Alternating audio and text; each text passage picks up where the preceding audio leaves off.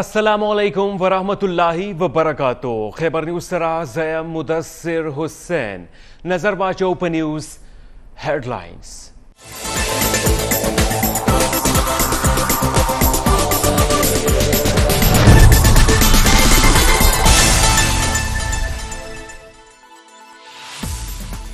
د جولائی په شروع کې بین الاقوامی مالیاتی فنڈ نه د قرض د نوي قسط ملاوېدو امکان دی. د وزیر خزانه مفتاح اسماعیل بیان.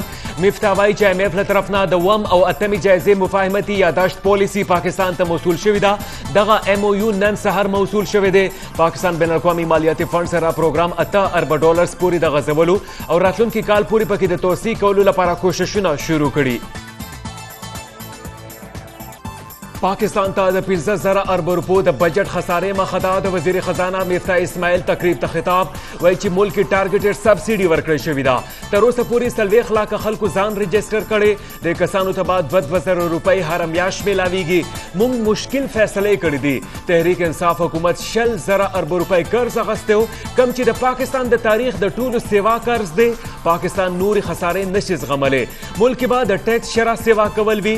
مفتاح اسماعیل ویلي دي که موږ ټیکس نه ورکو نو بیا باید چې د خوددارۍ خبرې هم نه کوو. وزیر اعظم شہباز شریف په مشرۍ کې د وفاقي کابینه غونډه شوې ده. کابینه د ونکاتي ایجنډې منظوري ورکړې ده. کابینه اجلاس کې د ملک مجموعي سیاسي او معاشي صورتحال جایزه اخیستل شوې. وفاقي کابینه افغان ټرانسپورټرانو له د 6 میاشتو ملټیپل ویزې ورکولو فیصله کړې ده. د کم سره چې بعد منځني ایشیا، پاکستان او افغانستان تجارت ته وده میلاو شي. کابینه مختلف ملکونو سره ویزا پالیسي کې تبدیلي او قومي ویسٹ مینجمنٹ پالیسي منظوري ورکړې ده. وفاقي کابینه د اقتصادي رابطه کمیټې د فیصلو توثیق کړي.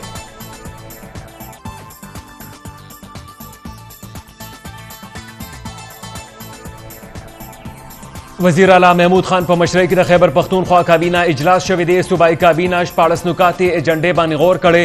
اجلاس کې د جاري ترقیاتي منصوبو جایزه اخیستل شوې ده. د ځینې نوي ترقیاتي منصوبو منظوري هم ورکړل شوې ده.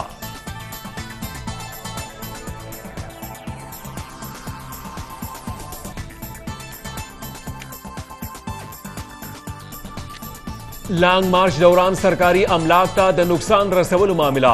انسداد دہشتگردی عدالت لاہور کی د PTI مشرانو خلاف د کیس سماعت شوی. عدالت د 13 PTI غړو ضمانت کی 19 جولائی پورې توسیع کړې ده. شفقت محمود، حماد اظہر، یاسمین راشد او اندلیب عباس په شمول د تحریک انصاف 13 مشرانو خلاف شفیق آباد تاڼه کې مقدمات درج دي. پیښور په شمول د خیبر پختونخوا مختلف علاقوں کی د بجلی بدترین لوڈ شیڈنگ سلسلہ جاری رہا. خاری علاقوں کی لس نه تر 12 گھنٹے او کلیوالو سیمو کی تر 14 گھنٹوں پوری بجلی نوی. د بجلی غیر اعلانیه لوڈ شیڈنگ په وجه باندې په کورونو کې د اوبو مشکلات پیدا شوي. د زیاتې ګرمۍ په وجه زنانه او ماشومان هم د سخت کړاوونو سره مخ دي. د لوی اختر رانږدې کېدو سره سم د څاروو په منډیانو کې رش سیوا شوی دی. خو د ګرانۍ په وجه په منډیانو کې د څاروو قیمتونه اسمان سره خبرې کوي. خلک کوشش کوي چې دا ځل اجتماعي قربانۍ کې حصه واخلي. بل طرف د خیبر پختونخوا کې د لمپي سکن بیمارۍ حوالې سره محکمه لایف سټاک تازه رپورټ جاری کړی. رپورټ مطابق تر دې دمه 150 څاروي د لمپي سکن په وجه باندې مړه شوي دي. د 2,290 څاروي د بیمارۍ کې اخته دي. د شمالي وزیرستان په تخیل سیمه کې د پولیو په ټیم باندې حمله شوې ده. په ټزو کې 2 پولیس اهلکاران او یو پولیو ورکر شهید شوی. یو ماشوم په دغه فایرنګ کې جوبل شوی هم دی. بل طرف ته د بلوچستان په چمن سیمه کې پایپ لاین باندې کارکونکي 2 مزدوران پاک رسېدلي. لیویز اهلکاران وایي چې د 2 مزدورانو مړي د ملبې نه برآمد شوي دي.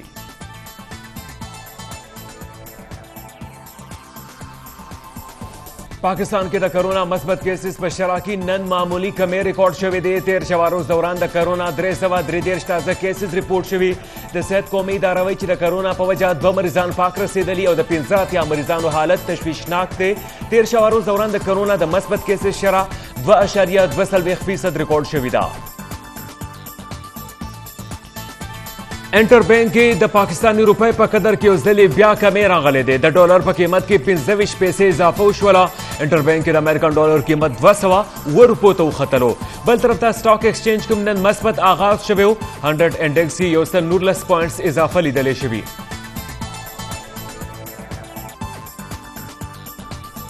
افغانستان پکتیکا او خوست ولایتونو کې د افټر شاک سلسله جاری ده. زلزلې په وجه په خلکو کې ویره طرحه خوره شوې ده. زلزلې نه متاثر علاقو ته د پاکستان په شمول یو شمېر ملکونو او امدادي ادارو له طرف نه د نقد پیسو او امدادي سامان لیږلو سلسله هم جاری ده، ولې اوس هم زیاتره خلک د مرستو نه محروم دي.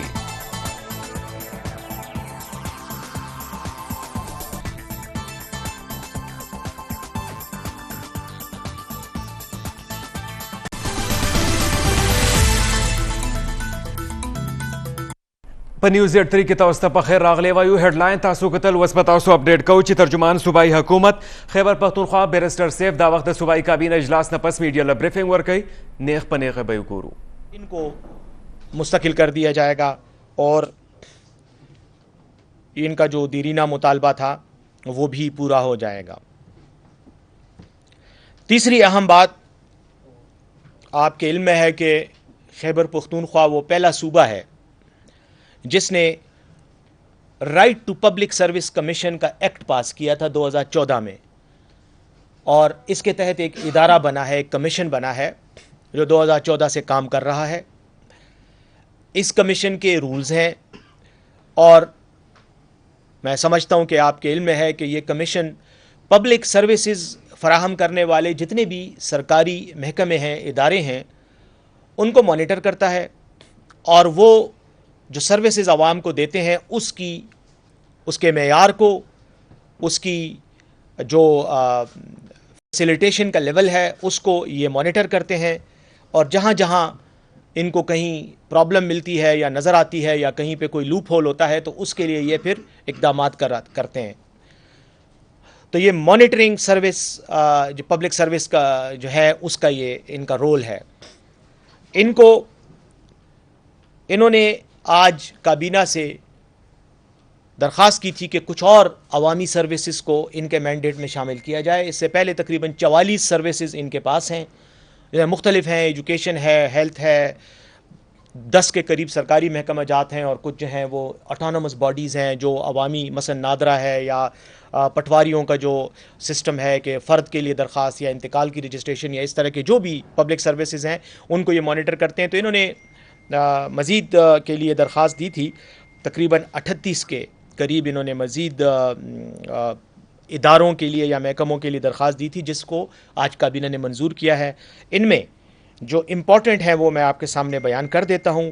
مثلا نئی گاڑیوں کے لیے فٹنس سرٹیفکیٹ، یہ بھی اب ایک ریکوائرمنٹ ہے کہ جو بھی گاڑی روڈ پہ آئے گی اس کو یہ سرٹیفکیٹ چاہیے ہوگا کہ وہ روڈ وردی ہے اور روڈ پہ چلنے کے قابل ہے.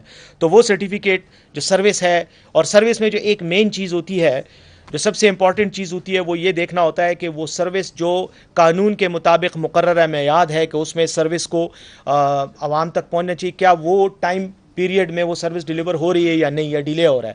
تو اس میں ایک گاڑیوں کی فٹنس سروس ہے، آلودگی کنٹرول سرٹیفکیٹس ہیں، ایئر پولوشن جو ہے یا پولوشن سرٹیفکیٹ ہے، روٹ پرمٹس ہیں، واٹر سپلائی لائنز کی مرمت اور ان کے ساتھ جو منسلکہ کاغذات اور دستاویزات ہیں، گلیوں کی صفائی کے حوالے سے یہ ٹی ایم ایز کو اور وہ جو ادارے ہیں ان کو مینیج کرنا، ٹریڈ لائسنسز کے حوالے سے ان کو آج دیا گیا ہے، فروٹ مارکیٹس کے قیام کے لیے جو این او سی چاہیے ہوتا ہے، اور اسکالرشپ کے کیسز ان کو مزید یہ پبلک یوٹیلیٹیز میں ان کو یہ دیے گئے ہیں تاکہ یہ ان کی بھی مانیٹرنگ کریں.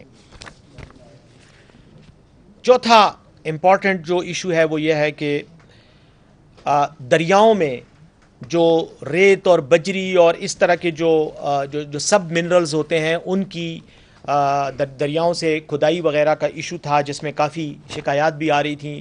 اس پر ہائی کورٹ خیبر پختونخوا نے، پشاور ہائی کورٹ نے بھی نوٹس لیا تھا. اس سلسلے میں آج فیصلہ کیا گیا ہے کہ خیبر پختونخوا مائننگ اور جو مائنز اور منرلز ایکٹ ہے 2022 کا، اس کی منظوری دی گئی ہے. اس میں کچھ ترامیم کی گئی ہیں، اور اس میں یہ ہے کہ ایک کمیٹی ہے جس کو مزید توسیع دی گئی ہے. اس میں اریگیشن کے محکمے کے کچھ لوگوں کو شامل کیا گیا ہے، محکمہ CNW کے بھی افسران کو شامل کیا گیا ہے. اور اس کمیٹی کا جو مقصد ہے وہ یہ ہے کہ دریاؤں کی جو کھدائی ہے، یعنی جب مائنز کے لیے وہ کھدائی کرتے ہیں تو اس کے لیے کتنا علاقہ وہ کھود سکتے ہیں، کتنی گہرائی تک جا سکتے ہیں، لمبائی چوڑائی، اس کے لیے قانون بنایا گیا ہے، کیونکہ اس سے پہلے یہ ان ریگولیٹڈ تھا اور لوگ غیر قانونی مائننگ کرتے تھے، جس کی وجہ سے دریاؤں کے بہاؤ میں، قدرتی بہاؤ میں پرابلم آ رہا تھا. تو یہ شکایات آئیں، میڈیا نے بھی اٹھائیں، ہائی کورٹ نے بھی نوٹس لیا، تو یہ پھر اس کے بعد ایک سب کمیٹی بنی تھی کابینہ کی، جس نے پھر یہ فیصلہ کر کے تو اب یہ اس چیز کو ایک شکل دے دی ہے، اور انشاءاللہ اس میں اب مائننگ کا جو سیکٹر ہے اس کو ریگولیٹ بھی کیا جائے گا اور اس کو مزید بہتر بنانے کی کوشش کی جائے گی. اور اگر کوئی شخص یا کوئی لائسنس ہولڈر وہ خلاف ورزی کا ارتکاب کرتا ہے تو 5 لاکھ سے لے کے 15 لاکھ روپے تک جرمانہ بھی عائد کیا جائے گا ڈیپینڈنگ آن کیسز. ساتھ ہی ساتھ لائسنس کی منسوخی بھی ہو سکتی ہے اگر وہ اقدام زیادہ سیریس ہو، اور اس کے علاوہ اس کو بلیک لسٹ بھی کیا جائے گا.